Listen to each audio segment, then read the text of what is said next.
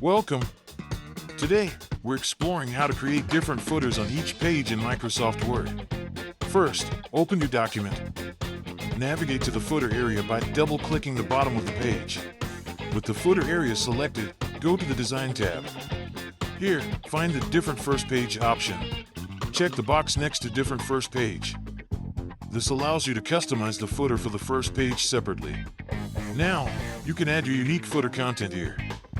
Click Insert, then Footer to choose a style. Remember, you can repeat this process for each subsequent page by using section breaks. Once your footers are in place, preview your document to ensure everything looks just right. If you need to edit a footer, return to the footer area and make your changes. Congratulations! You've now mastered the art of different footers in Word. Don't forget to save your document and share it with others who may benefit from these tips.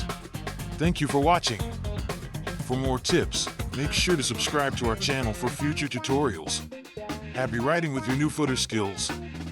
See you next time.